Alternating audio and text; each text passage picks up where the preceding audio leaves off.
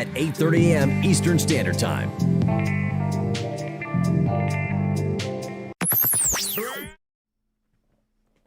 What's up, everybody? Good morning, and thank you for joining me on BRANDCAST Around the World with me, your host, Brandon Berkeley.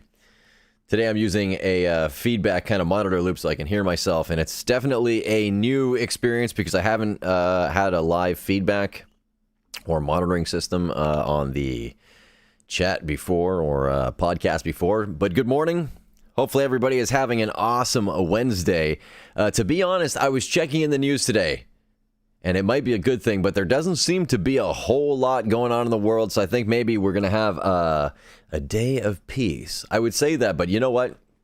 This morning I woke up to do my morning workout, took my pre-workout, felt like a boss, went outside, and it was super misty out. I don't know if you follow me on Instagram, but you can see a story I posted there at BrandB999. If you don't follow me on Instagram, do so now or after the podcast, either or. And anyway, so I was stepping outside today, and I thought it was super misty, just foggy out. I'm like, that's odd because I don't really live near swamp water or anything like that would create this kind of massive fog, but there it was. So I learned as I was going down the highway today that it's actually smoke. There is a ton of smoke all around, and it's starting to invade into the urban areas, which is kind of scary when you think about it, because I think we went from having global warming as a, it's kind of a thing, to I think it's really starting to affect us directly now, which is scary. Very, very scary. I've never actually woken up and seen it like that. We've had forest fires. We've had, different types of scenarios. Even closer by, actually, there's a smaller city, Timmins, that usually has forest fires. There's a lot of wooded area around us. But now it seems to be kind of invading into our cities. And it's tremendously smoky outside. I don't know if anybody else is experiencing this or this is what it's like in the world now. But I got to say, it's a little bit alarming. A little bit more than just a little bit alarming, because, we've heard about this for years and years and years, and it seems to be kind of almost instantly hitting us. We hear about the polar caps melting, which means we're going to have some severe sledding. Well, maybe some sledding. You might get some sledding in there. It might be fun. But no, there's definitely going to be a lot of rising water, tides. They say that in the next 20 years or so, we're probably going to lose California. They've been saying that for a while, though, but it sits on a massive fault line, and with rising waters and temperatures, it just seems like there's certain doom spots. Like, I believe, like, if you lived on the equator right now, it'd probably be a horrible thing. I think that's the warmest place on the Earth anywhere, the center line, basically. And I'm not sure, but I think because the Earth rotates off its axis, that the equator might change. I think in the future, it might be really interesting to think that Canada, instead of being this climate with really horrible winters, might become a tropical paradise. All this time I've been thinking about trying to move to get away, but maybe I'm in the exact position that I need to be. Could it be? We'll find out. I think in the next few years, maybe when everything burns down, including our homes, we'll have to rely on something else. Maybe it's true. The old Canadian myth that we live in igloos will come to fruition. The only problem is you can't live in an igloo in summer. But we have Eskimos here. We have Eskimos. We'll just ask the Eskimos, and we'll have to rely on the indigenous people, of course. Wouldn't that be ironic that if everything just kind of shut down or became destroyed, we'd actually have to rely on the people that we tried to enslave or colonize? Maybe they'll return the favor, and then we'll be reverse colonized, and we'll have to accept all their traditions and religions and all that. I think I'd actually be okay with that. I'm gonna be really honest with you. I think there's so much more interesting culture out there besides a lot of dogma and you kind of look at white culture in a nutshell, and it's always been like a hierarchy of having kings and queens and whatnot. And I guess it's always kind of been around, but it seems to be the really predominant thing. And it seems like the white man has always kind of made everything secretive and more elusive in a weird way. I don't know. Let's say good morning to everybody here in the chat. Let's see who's all here. Mano, Derek, Kevin, Sandra. Sandra, good to see you here. Mandy. And anybody else who might be hiding in the chat. I know there are often people who just stick by there. But I hope you guys are having a wonderful day. I apologize that the other podcast the other day had to wrap up a little bit earlier. I was busy. No, my whole schedule actually changed that day. And we've been really pushing forward, trying to make sure that we get The Dark Knight Until Dawn, hopefully done for around Halloween time. It's getting more exciting. There's being completely honest with you guys, we're really trying to rework the ending of the film as it's presenting a couple location problems. We wanted to really make how can I put this without giving anything away? We wanted to make everything really impactful. So when you're watching the film, you're not disappointed or nothing feels kind of rushed, but we're also trying to keep it under or around 30 minutes long, which kind of limits the things that we can do with it. And being the fact that it's a horror film, obviously people are going to die, and it's going to be a little bit of the next level kind of Batman film. So we're really hoping that the ending is cohesive and that you guys really enjoy it, and it's something that is entertaining for you. We noticed that we were watching a lot of other fan films, that a lot of other people seem to gravitate towards doing Batman films that have Batman for the sake of Batman. We want to see him with, his cape and throwing a batarang and doing all the classic Batman things. But I think what's most interesting about what we're trying to do is we're trying to make a film that will last, that you want to watch again for things you missed, you didn't notice, or, you might actually love different characters based on the struggles they have, the people they are, the changes they go through. It's a lot more dynamic than I think a lot of what a lot of people might be expecting from a fan film. So it has taken us a little bit longer because I think it's a passion that I'm deeply in love with. I know Dustin isn't as much a Batman fan, but he does have a lot of ability to write good scripts. So we're kind of trying to finish the ending on that one, making it really cohesive. But as far as the story goes, I think it's going to be an amazing story, an amazing time. I encourage everybody to, if you're not a member, to become a channel member or join us at brandb.ca to get exclusive access, because when that releases, we're going to be doing a red carpet event, of course, where we'll be watching the film for the first time with everybody, and we're going to really make it a VIP experience. This is going to be something that I think you all will hopefully remember. We'll be definitely pointing people out. I've actually been learning more about broadcast as well, so just before this broadcast, I was actually on a YouTube video that was kind of showing me how to do different things with Streamlabs and OBS specifically, so you can copy codes and widgets and whatnot, so that we'll be able to make the chats a little more interactive. We'll be able to really bump it up. I know with this channel, we are unable to monetize yet, meaning we can't do like donation goals or charitable events, or if you want to do super chats that I can see pop up right in front of me. Basically, all those kind of things will be coming shortly. We're trying to get the channel right now to 4,000 watch hours, and I think right now we're barely scraping the surface of 1,000. So we have 1,000 subscribers, which means we're pretty much there. So thank you everybody who has subscribed, who has been watching. When we do the live game streams, those actually help accumulate a lot of hours, but we need to get more people into the chats.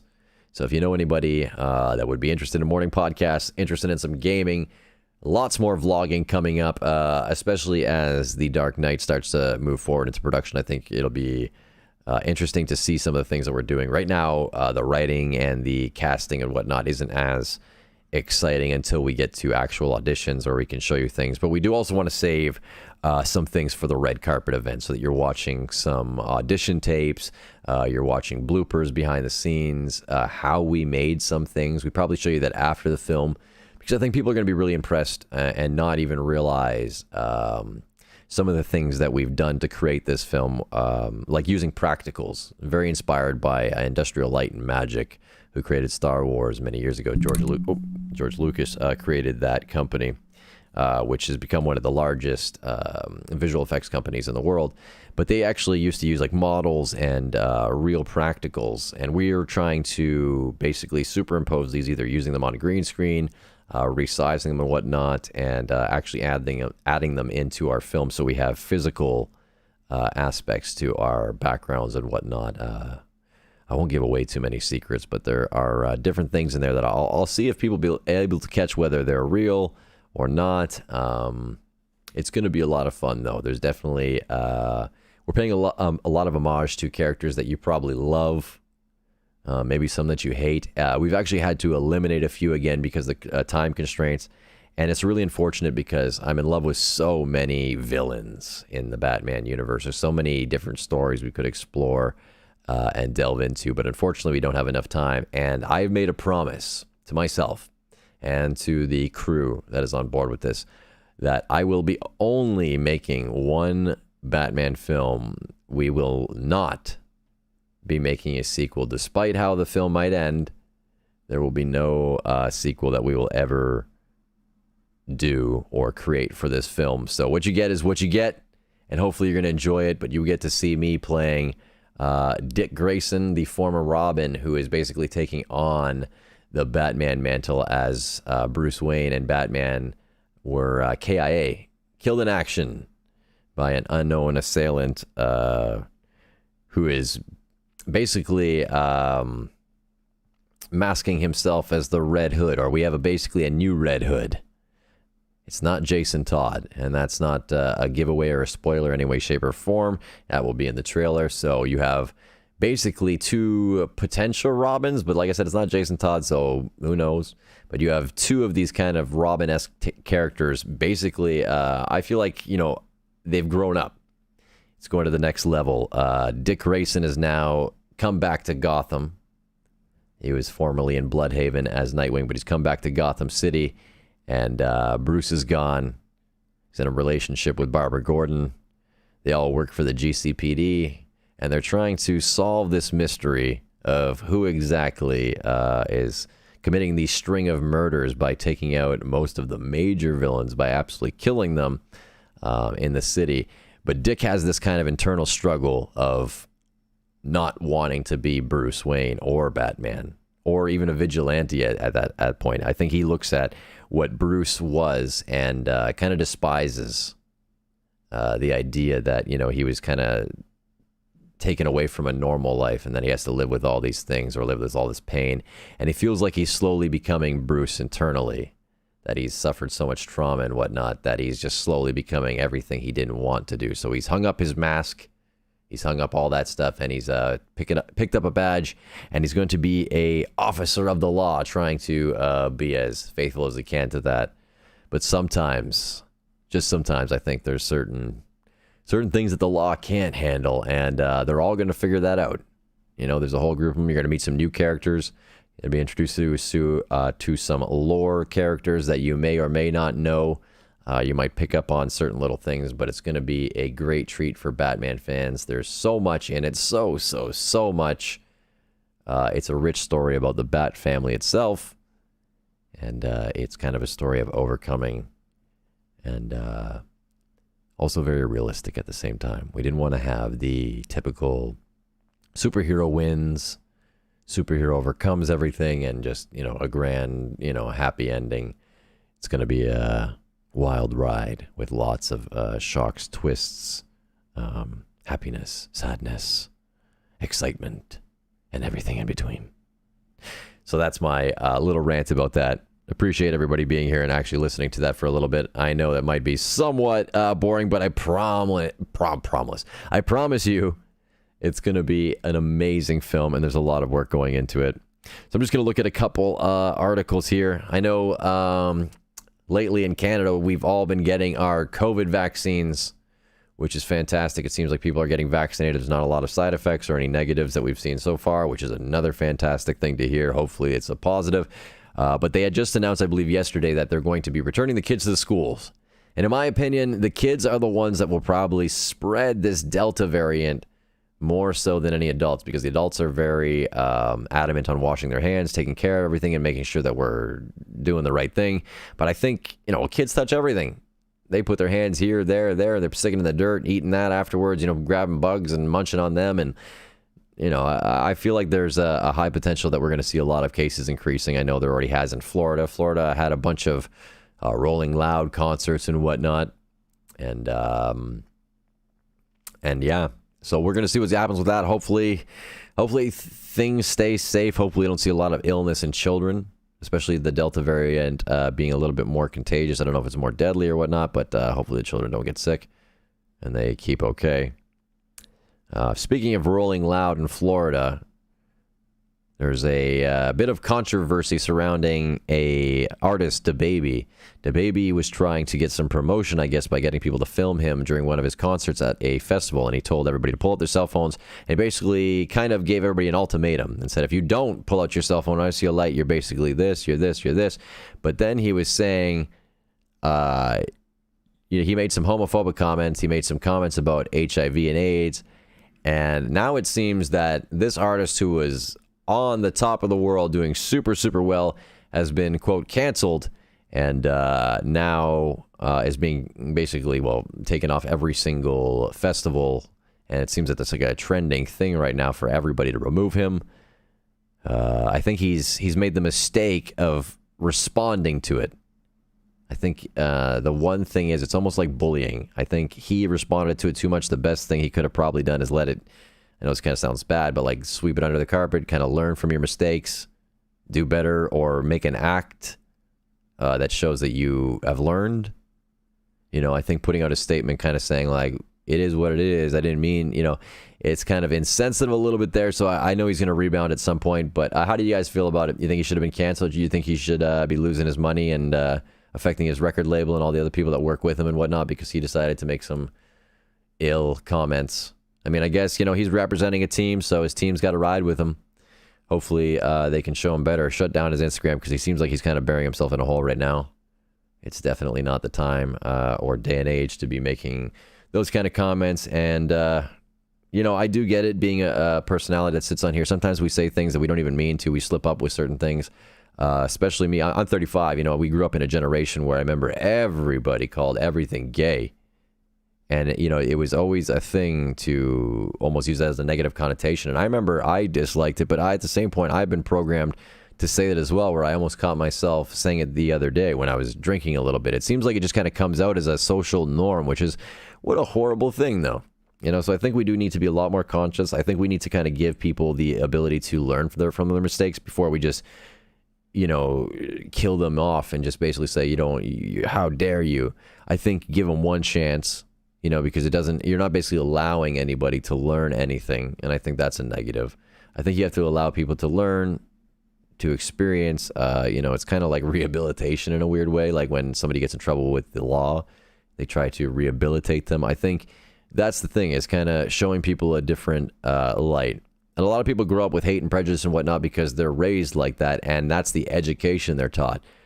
For like racism, for example, a lot of people that go to jail either end up joining gangs and actually are quite racist, or end up finding that they bond with other people in a different way. You kind of like realize it's like, race is doesn't mean anything. We were all different. We should come together. It seems like now more than ever in 2021, people are really starting to get a grip on the idea that cumulatively we work better. Everything's better cohesively as a team instead of trying to fight. We should learn about each other's cultures. We should embrace that. We should, I don't like this a culture appropriation thing either. I think it's amazing when you have people embracing other culture. I think that should be a wonderful thing. It's like when you go to a food festival. Imagine going to a food festival and like you couldn't eat any of the Spanish food, or like, it was all like mixed up like that, and people just kind of were so segregated. That's an awful thing. We should enjoy each other. I think the good thing is our differences. I love meeting people who are kind of eccentric or weird or different. Not that I'm saying any race or whatever culture is weird. Just, the differences are fun. I think I look at a lot of these cultures that have these like big gatherings on certain days. I know like India like throws around like colored powder and dances and stuff, or like forgive me, I think it's in Mexico, Dia de la Muerte. It's like a Halloween, but they kind of celebrate the Day of the Dead, which I think that's cool. It's really unique, all that kind of stuff. I would love to explore in the future, vlog. That's where this channel is headed in the future for sure. I'd like to travel the world, and once it becomes a more viable income source, or the channel starts pulling in some extra cash, I'll definitely pretty much spend all that on this. I definitely want to get together with you guys and do some cool stuff like go to theme parks or travel the world to some neat places, or like do events like The Floor is Lava. You guys ever seen that show? It'd be cool to be able to like afford a little setup like that, or make some kind of thing. Anyways, that's me dreaming aloud, but you guys are really making that come true by being here with me today, by listening in, by tuning in. But for anybody that supported the channel or is a channel member, that's massive, absolutely massive. We're starting to reinvest in the channel now that's becoming possible. Big shout out to Mayano Microphones. They are sending us another microphone, so they are going to be the official sponsor of BRANDCAST for the next couple months. So thank you, Mayano, for sending us this free microphone already that we've been using since the inception of the show. But we're going to be getting another one so that we can bring on a guest. I know I've been talking about that for a while, but we're actually going to be bringing some couple people on. I've just talked to them. They might have to be pre-recorded episodes, only because of other people's work schedules. But I'm going to try and get people to come in and sit down and have a conversation just about their lives, some different interesting things. I'd love to get, people like James in here so you guys can get some Hollywood perspective. I know James just worked on a new film that he promoted with Jason Momoa, which would be really interesting to hear some stories from people like that. Even if I could bring them in on a Skype call, that might be really interesting.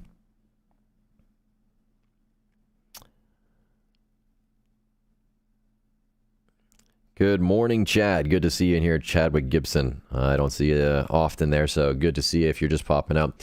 But that's pretty much going to be it today. I want to thank everybody. Sandra, Kevin, Mano, Hannah. I seen Derek in here. Joey. I'm not sure if I said your name, Sandra, but yes, Sandra. I see you once in a blue moon there. It's great to see everybody, though. I hope you have a wonderful day. It is Wednesday. Lots of cool things happening. I'm actually going to enjoy a coffee with Jessica Bach, my hairdresser and friend. We're going to discuss some things Dark Knight related as well. She might be listening right now, hiding or walking amber. So hello, Jessica, if you're listening. If not, I'm talking to the air. Anyways, we've also got a new Blue Yeti. We're going to be looking to do a members only Flicks and Chills video tonight. Hopefully, if I can fit that in, I'm going to have to be doing kind of a last minute recording and editing, but I really want to show off this microphone. It's incredible. Incredible. So tune in tonight. If not, we'll see you on Friday morning, 8:30 a.m. BRANDCAST around the world. You know where to find me. And remember, be excellent to each other. Have a good one. We'll see you on the next one.